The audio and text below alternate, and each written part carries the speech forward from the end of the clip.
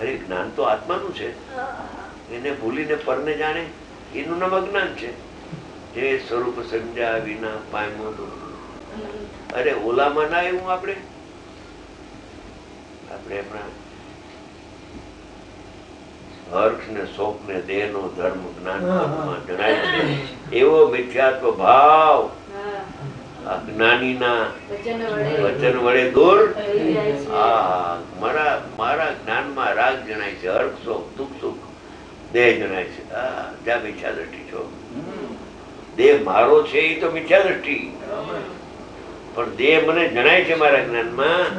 એવો મિથ્યાત્વ ભાવ અનાદિનો જ્ઞાનીના વચન વડે. જ્ઞાની એમ કે છે કે જાણનાર જણાય છે, દેહ જણાતો લીધી ત્યાં ઈડરમાં, એના ઉપર જ લીધું. એ કાગળ છે મારા ખિસ્સામાં, એકદમ ગુડ વાત. ગુડ કોઈ સમજે નહીં હો. નહીં કોઈ વાંચી જાય. અરે વાંચે શું ડોલે. આ તો બહુ સારું આવ્યું. જણાય છે જીવ પદમાં જણાય છે. જીવ પદમાં જીવ જણાય છે કે જીવ પદમાં પર જણાય છે. પોતાને જાણવાનું ભૂલી ગયો અને પર જણાય છે. આત્માનો તિરોભૂત થઈ ગયો સ્વભાવ. પણ બેન બહુ સૂક્ષ્મ છે, બહુ બિરલા પામે છે એનું કારણ આ છે. અને આ વાત તો આપે જ બહાર પાડી છે એ રીતે. એ રીતે કોઈ પાછળ પડ્યું કોઈ કીધું નથી. ગુરુદેવ જે કહી ગયા છે એને વધારે સ્પષ્ટ કરીને આપણે ગૂંચ્યું. गुरुदेव तो कही गया है आत्मा पढ़ने जानतो ज किसी का ध्यान नहीं था ना उस बात हाँ, उसके पर ध्यान नहीं खे जाना. अपने को वो बात मुख्य करके दोहराई तो ध्यान कही जाने कड़बड़ाटे થઈ ગયો મોટો.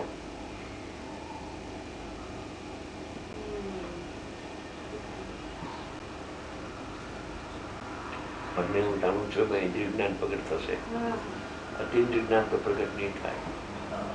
શ્રીમદજી એક વાત બહુ સરસ કરી છે. અનંત કાળથી જે જ્ઞાન ભવ હેતુ થતું હતું, જ્ઞાન રાગ ન લખવું, રાગ ભવ હેતુ થતું ન લખવું, અજ્ઞાન ન લખવું, જે જ્ઞાન લખવું. અનંત કાળથી જે જ્ઞાન ભવ હેતુ થતું હતું, તેને એક સમય માત્રમાં જાત કરી ભવ નિવૃત્તિ એવા સમ્યક દર્શને નમસ્કાર કરું છું. જ્ઞાન ભવે તો થતું, જ્ઞાનની નિવૃત્તિ કરી. એટલે જ્ઞાનની નિવૃત્તિ ન હોય, અજ્ઞાનની નિવૃત્તિ. આ દેહ જ્ઞાન પદમાં જણાય છે એ અજ્ઞાન છે. અજ્ઞાનની નિવૃત્તિ હોય ને કે જ્ઞાનની નિવૃત્તિ હોય કે જ્ઞાન તો સ્વભાવ છે આત્મા.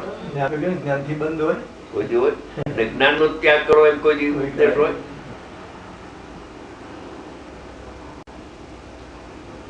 બહુ વાક્ય સરસ છે. જ્ઞાન એટલે જ્ઞાન જે આત્માને જાણવાનું છોડીને પરને જાણવા ગયું છે, રોકાય છે કાળથી. હા, નાયક નથી પડતું. વારે વાહ ગુણાચાર્ય ખોટી જાણે આ વ્રત તમારા માટે લીખવું. આપે અમને ઉપદેશ આપ્યો, આપ ઉપદેશ આપો છો અને અમે આપની સામે જયારે બેઠા હોઈએ. એવું વાક્ય છે. જાણનાર જણાય છે હો એ ભવ્ય આત્મા. જાણનાર જણાય છે હો, બર જણાતું નથી. જાણનાર જણાય છે એટલું કેવું પડે છે, બાકી તો જે જાણનારો છે તે પોતે છે.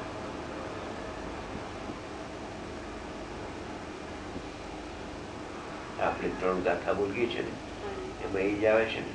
હા, ચેતનારો તે હું, જાણનારો તે હું, દેખનારો હું.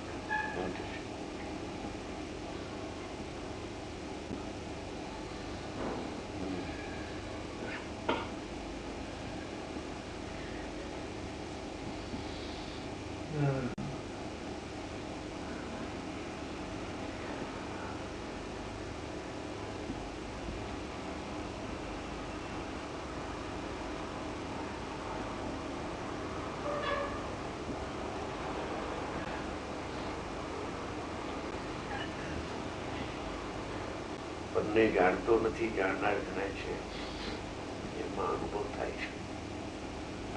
અસાધારણ વાત છે. સાધારણ છે.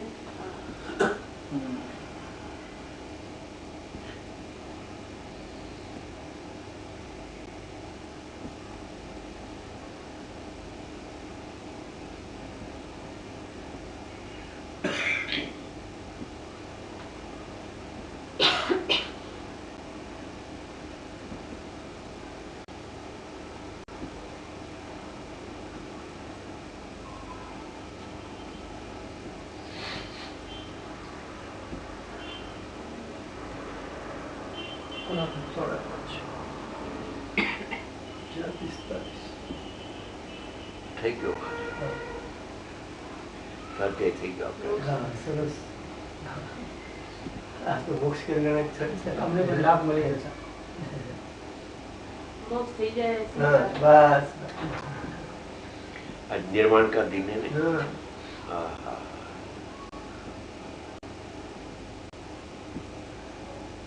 शीघ्र लय निर्वाण.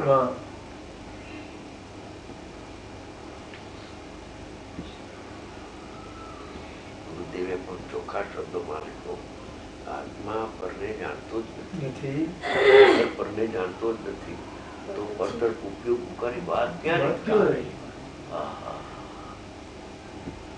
હૃદયમાં કુમકુમ ભગવાન સ્થાપના થઈ. જાણે કુમકુમ બોલતા હોય ને એની વાણી નીકળી. આત્મા ખરેખર પરને જાણતો જ નથી, તો બહાર ઉપયોગ મૂકવાની વાત ક્યારે? પછી કે છે કે આત્મા આત્માને જાણે છે, એ પણ વ્યવહાર છે. આત્મા તો આત્મા છે, એ સતની પરાકાષ્ઠા નિશ્ચય છે.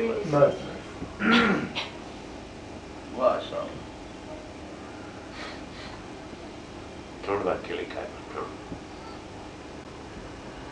આપણી બુકમાં છે, ઓલી લખેલું છે.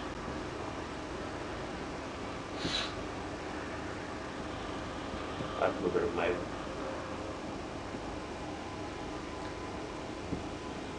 મને જયારે આ વાંચ્યું ને શ્રીમદજીનું કેવળ નીચ સ્વભાવનું અંદર બેઠેલું ને ઓલું, વારે શ્રીમદજી વાહ, તમને કોટી કોટી વંદન આપવા. કેવળ જ્ઞાનનું લક્ષણ એમ કહ્યું કે કેવળ માત્ર આત્માને જાણે, કથનચિત આત્માને જાણે, કથનચિત પરને સ્વપર પ્રકાશક છે એ વાત કેવળ ઓનલી માત્ર ફક્ત કેવળ જ્ઞાન ને એને કહી છે કે જે નાયકમાં તન્મયથી જાણે એનું નામ કેવળ જ્ઞાન. બંને જાણે છે માટે અમે કેવળી કહેતા નથી, એ તો લોકોને સમજાવવા માટે. એવું વાક્ય છે શ્રીમદજીનું. લોકોને સમજાવવાનું કેવળ જ્ઞાનનું સ્વરૂપ સમજતા નથી, એને સમજાવવા માટે એવું. બાકી કેવલી લોકાલોકને જાણે છે એવો અવિનિવેશ રાખવા જેવો નથી. હા, અભિનિવેશ એવો અભિપ્રાય બરાબર છે. એ વાક્ય મને યાદ નહોતું, તમે બોલ્યા બરાબર. आपने बताया था, मैंने बताया राजकोट में एक दिन. ठीक है, मैं अभी भूल गया था तो याद किया आपने. ठीक है, ऐसा अभिनिवेश अभिप्राय લખેલું છે. હા હા, આત્મા લોક કેવડી લોકાલોક ને જાણે છે. એવો અભિપ્રાય, એવો અભિનિવેશ રાખવા જેવો નથી. મૂળમાં ભૂલ છે. મૂળમાં ભૂલ. એવો અભિપ્રાય રાખશો તો હું પરને જાણું છું એવો અભિપ્રાય રહેશે. હા, કેવલી લોકાલોક ને જાણે છે ને હું મારા જેવું છું અનુસાર આને જાણું છું, એવું મિથ્યાત્વ. કેવલ એ વાક્ય જરા આપણે શ્રીમદનું કયા છે મને કહેજો, એટલે આપણી બુકમાં લખેલું એ બરાબર છે. આપણે વાંચ્યું લખેલું છે. વાતની ખબર નથી, જોઈ લેશે તો મળી જશે. ये भी उसमें से ले लेंगे, લેવા જેવું છે. એવો અભિનિવેશ રાખવા જેવો. કેવું લોકાલોકને જાણે છે એવો પક્ષ રાખવા જેવો નથી. એમણે લખ્યું છે કે જૂનાગઢમાં જે લોકો સમજે છે એવું કેવળ જ્ઞાનનું સ્વરૂપ નથી, એવું લખ્યું છે. મસ્ત લખ્યું છે. એટલે એમને પૂછ્યું છે કે તમે અર્થ શું લખો, જે ડુંગરભાઈનો જવાબ લખે છે. પછી લખે છે કે અત્યારનું સ્વરૂપ બરાબર છે. એનું કારણ છે કે રસિકભાઈ જૂનાગઢમાં વ્યવહારના કથનો ઘણા છે, પાર વગર, સમજી ગયા? અને જ્ઞાનીની દ્રષ્ટિ નીચે ઉપર છે, અને જગતને સમજાવવા માટે વ્યવહારથી વાતો આવે એવી વાતો તો ઘણી પાર વગરની આવે, સમજી ગયા? પણ વ્યવહારમાંથી નીચે કાઢવો જોઈએ. આગમ છે એ તો સર્વમાન્ય છે, પણ કઈ નહીંનું કથન છે ને શું પ્રસિદ્ધ, અહીંયા પ્રયોજન શું છે? આ બે વાત, કઈ નહીંનું કથન ને પ્રયોજન શું સિદ્ધ કરવું, બે વાત સમજી તો આગમનો ઉકેલ આવે. એકદમ સહી વાત. तीन पत्र है किलदान के ऊपर कबाब का 3 पत्र पहला बीजो એવો અભિનિવેશ રાખવા જેવો નથી, એવો અભિપ્રાય રાખવા જેવો નથી. અભિપ્રાય નો દોષ થઈ જશે.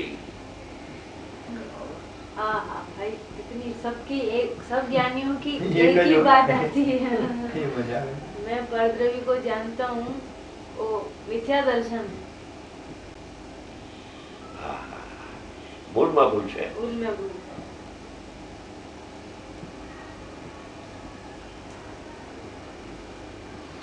જેને જાણે એનું શ્રદ્ધા કરી લઈએ. દેહ ને જાણે દેહ મારો, રાગ ને જાણે રાગ મારો. જાણેલાનું શ્રદ્ધાન કરે છે. એમ નાયક જણાય તો નાયક મારો, પાસે જે જાણે એનું શ્રદ્ધાન થઈ જાય.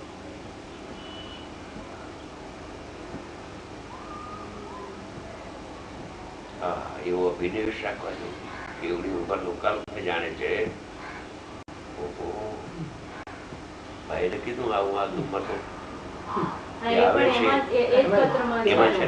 જેવું લોકો સ્વરૂપ સમજે છે એવું કેવલ જ્ઞાનનું સ્વરૂપ નથી. સૌભાગ્યના પત્રો લખેલા છે, એમાં પછી આ કાગળો પર લખેલા છે. શું જવાબ લખ્યો કપાલ દેવ પર એ સાયલાથી બહાર પડ્યું છે, એમાં લખેલું છે કે અમે કેવળ જ્ઞાન આવું માનીએ. પછી જવાબ પાછો આપે છે, બધું લખ્યું છે. એ પત્ર પણ વાંચ્યા છે લખનારા, પછી જવાબ બે બે છે. આ સૌભાગભાઈ નું એક પુસ્તક જુદું છે, એમાં નીકળેલા ડોક્ટર હરિભાઈ ગુજરી ગયા. આપણે ખબર છે ડોક્ટર હરિભાઈ પાલનપુર વાળા ગુજરી ગયા. આ આપણે વાત થઈ, મને ખબર નથી, પણ દરેક જ્ઞાનીની વાત તો એક જ આવે છે. એક જ આવે ને, પણ આ તો બહુ ભાઈ ભાષા કેવી અપૂર્વતા લાગે. ગૂઢવાત છે ને, ગૂઢવાત છે ને, એ ક્યાંક ક્યાંક એ પાને પાને પાને પાને ન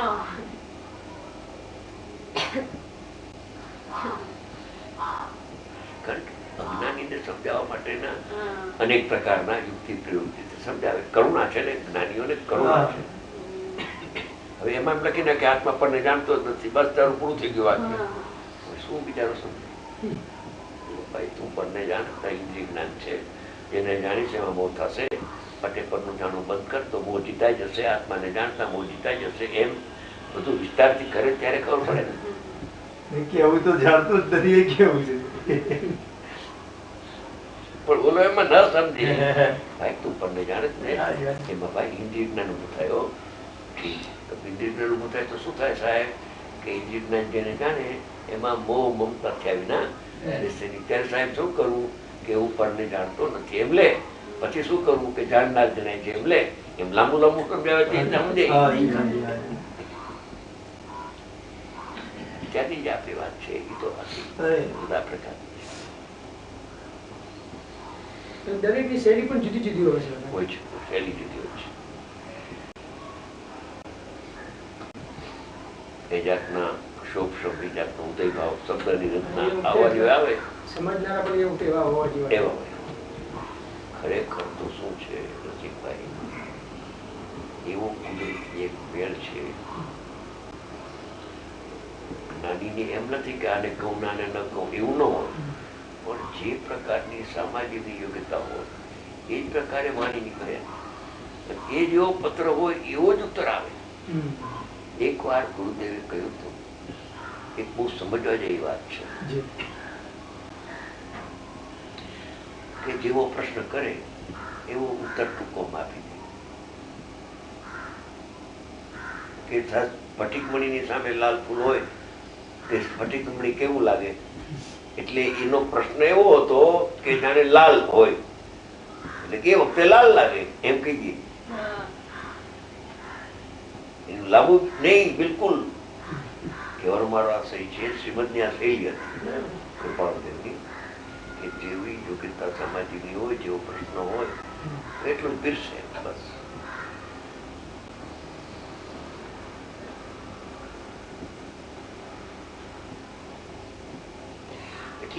એટલે એ સહજ છે સ્થિતિ. એને આમ તારે જવાબ દેવો ને આમ ન દેવો એ અમુક છુપાવવું એમ ન હોય. એવો વિકલ્પ જ ન હોય. હા, એવો વિકલ્પ ન હોય તો સહજ વાણી આવી હોય આવી જાય, એના ભાગમાં હોય એ મળી જાય ને દરવેશ, બસ બીજું કઈ નહીં. ભાવ પકડાય નથી. બસ યોગ્યતા પ્રમાણે જવાબ મળી જાય. યોગ્યતા બસ યોગ્યતા પ્રમાણે જવાબ મળે. જ્ઞાનીની વાણી નીકળે છે.